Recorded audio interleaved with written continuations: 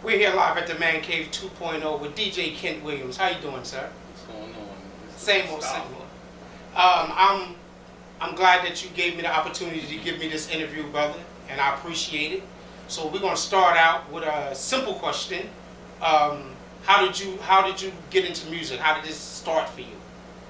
Well, to be honest with you, I've been tagging along with my oldest brother.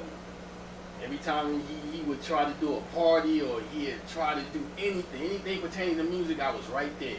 He even went far as he's stealing my grandmother's needle, and I was right there in on it. And it just built from that. Okay, sounds good. So with that, what is some of the things that you do, or some of the things that you got going on, or some of the places that you play? You know, tell me a little bit about what's going on with you, what you doing.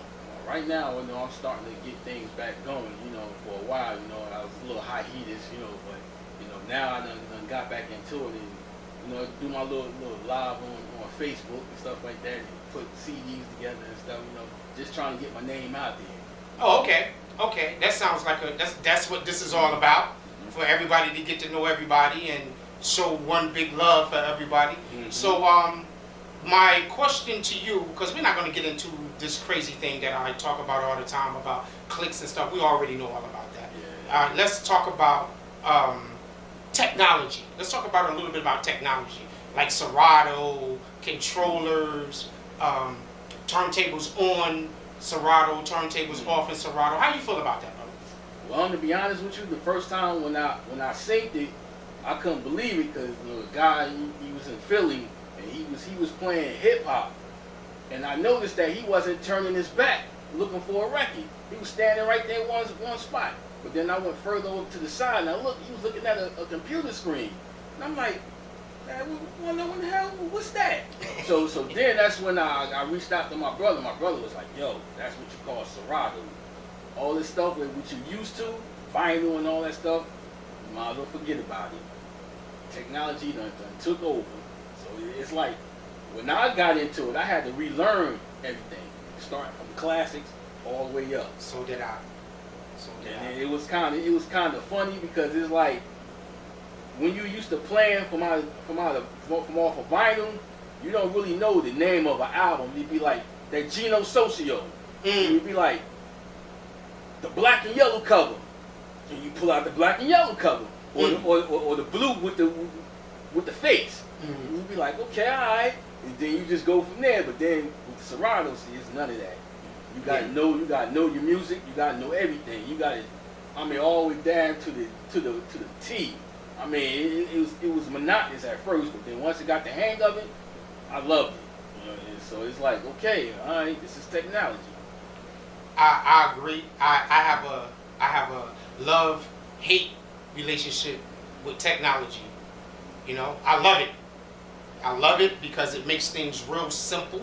Yep. You don't have to carry them crates of albums. Mm-hmm. So me and Serato is best of friends for that. Mm-hmm. And I don't care what nobody say and how they feel about it, because I can play on that wax just as well as I can play on those on Serato. You understand? Tell the people a little bit about your Facebook page, how they can come and check you out and see you, and give me a little bit of stuff about yourself, like how people can. What are you doing where we can tune in and see DJ Ken? Well, you go on Facebook, Ken Williams, DJ Ken Williams. That's my Facebook page. And, now I'm just trying to get into the vibe of doing more live. Just keep like start something, and I want to continue doing it on. So what's your time frame? What's your nights? What? See, I haven't picked all that. Because being that I have to square it away with my man, make sure everything is straight. So when I do that, because he be doing the recording and stuff like that, and he know all the aspects behind the scenes. I'm still learning all this, and so I'm still. Okay, so that's what the Man Cave is for. So when you feel like you want to go live and you want to get it in, you give me a holler. Okay. So we can make that happen for you. You understand what I'm saying? That's what the Man Cave is for. We ain't got to wait for nobody. We ain't got to wait for nobody. We set up to go any way you want to go. That's what it's for. That's what it's about. The one love for one family for this music. That's what it's about. Is there anything particular that you want to say to the crowd, to the people, to your people that's listening? Is anything that you want to say to them? I just wish that people would be a little bit more open to other people. Like as far as a new DJ trying to break in, instead of like trying to shun them away, at least give that person a chance. Open up the door and let that person do what he do. Then if he's not up to snuff, then you got the power to say, look, you ain't working out. Come back next time. We'll try you again later or whatever. But just help out. Give that person a chance. Well said. Well put. DJ Kenny, I don't have too much to ask you. I didn't ask you most of the questions. And if there's anything off the top of your head that you want to say that I'm not saying, or any question that you want to answer that I'm not asking you, feel free to go ahead and get that off your chest, because that's what this interview is about. This DJ world, this DJ community.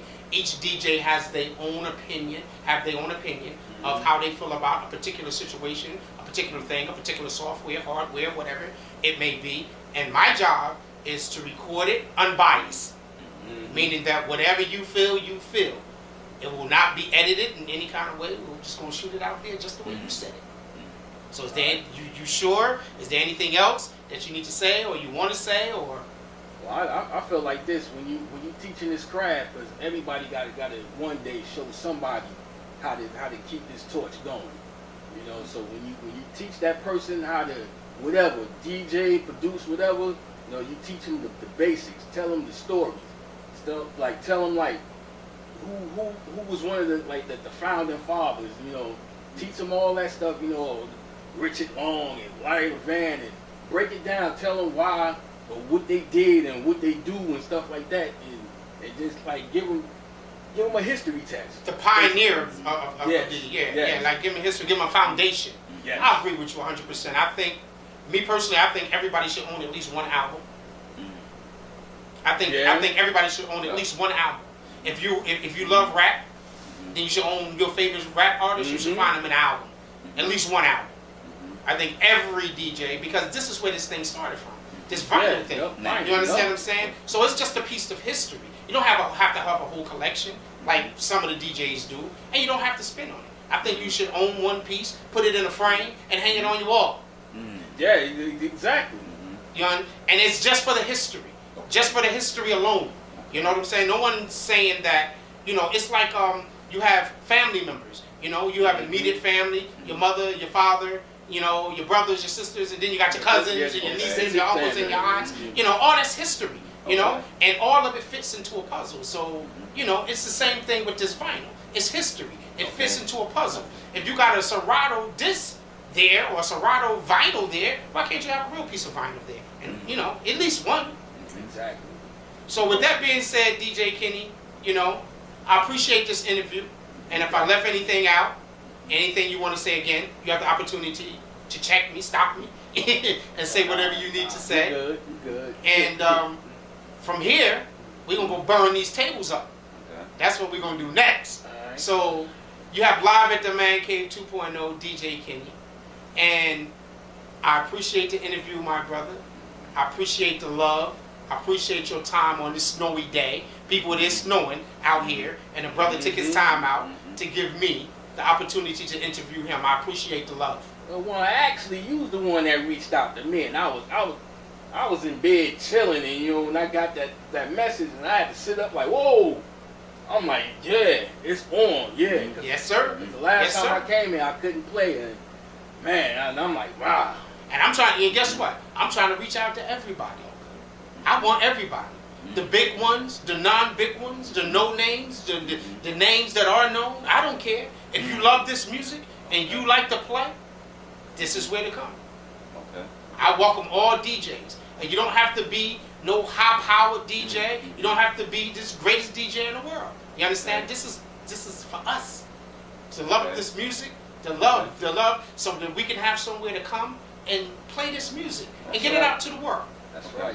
So with that being said, ladies and gentlemen, we're going to cut this interview. It's Live at the Man Cave 2.0, and we're going to come back to you live with DJ Kenny doing what he do best, tearing them tables up. Thank you, my brother. All right.